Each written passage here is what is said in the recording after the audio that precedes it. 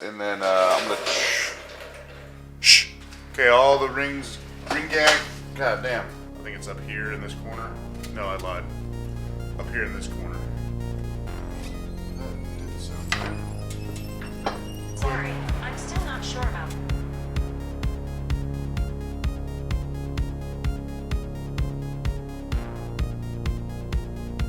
Step one's complete. Picked up the jugs, punched out to 20 over. New pistons with the rings. The rings got gapped while they were there just because it's easier that way. I'm going to go ahead and double check all the gaps, and then I'm going to try to get this stuff installed tonight. Quick ring check, and then we'll get started. Okay, so this Wiseco piston set came with a little sheet in the package with all the rings, and it goes over your gap requirements. So on this one, the top ring, it tells you 0.0045 inches per inch of bore. This is a 3.895 bore because it's 20 over. I multiplied 0.0045 by the bore and got 0.017 gap for the top ring. The second ring, same equation, but it's 0.0050, and that's a 0.019 gap. So I'm just gonna double check all those real quick, and then get the rings on the pistons, find my ring compressor wherever it's at, hopefully get them set up and all installed.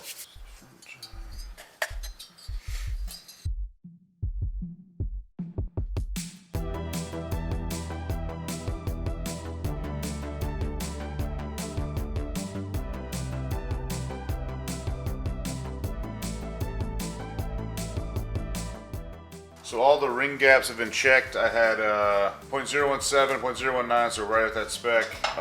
The rear was 0.017 and 0.020, so it's a little bit bigger, but the jugs I measured them with, I went ahead and marked, so I know these ones fit in this jug and the other ones may, be a little bit off or whatever. But these are all marked for front and rear. I'm gonna go ahead and get these rings put on the pistons. And when everything got back from the machine shop, I had to get everything scrubbed. He told me to scrub everything, just in case the metal shavings in it. So everything's been scrubbed. The cylinder walls have been oiled down, just to keep them from rusting at all. And then pistons have also been scrubbed, so everything's nice and clean. All right, getting these in.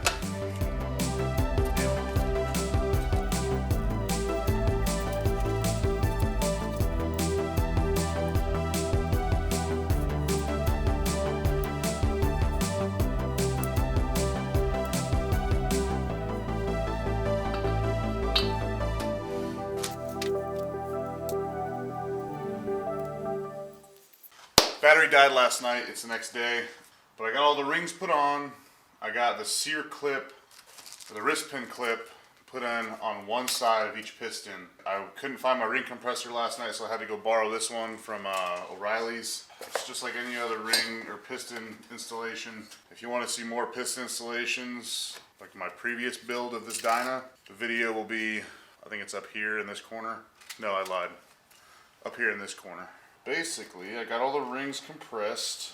Tighten this down just a little bit more. These ring compressing tools suck, by the way. They get the job done, but it's not easy. Sometimes it takes a couple tries. Sometimes the actual tool wants to go into the jug. See, that wasn't supposed to happen. So that's good. Let's keep this thing level.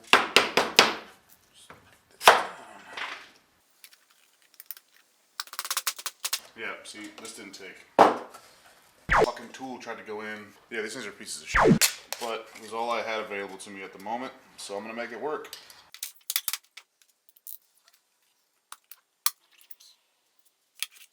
I heard a funny noise, thought it broke, but it's all good. Better safe than sorry. Just like that, easy. And now I just gotta orientate the pistons so the front of the engine is to my right. So whoop, there we go. If you can see down in there, but there's a forward arrow on the top of the piston there because this is the front of the engine. I'll leave just enough of this exposed so I can get the wrist pins in and then put them all in at the same time. Basically get the wrist pins put in, wrist pin clips put in, and then once the pistons are secured, slide the jugs down over. These are done, waiting on the new head gaskets, which are coming, and then the heads, which will be done in a couple days.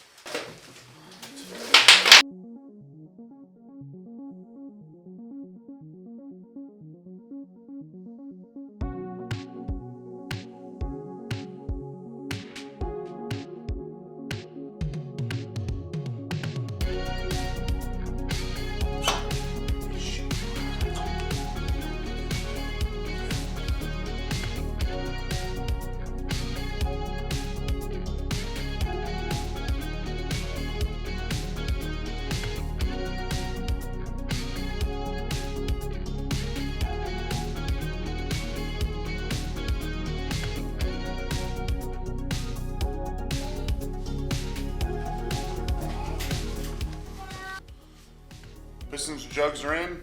Relatively no issues with that. That last sear clip was a little bit of a bitch to get on. It just was in a weird angle. Yeah, everything's done as far as I can go now. Just waiting on the heads to get back. Should be hopefully a couple more days. Yeah,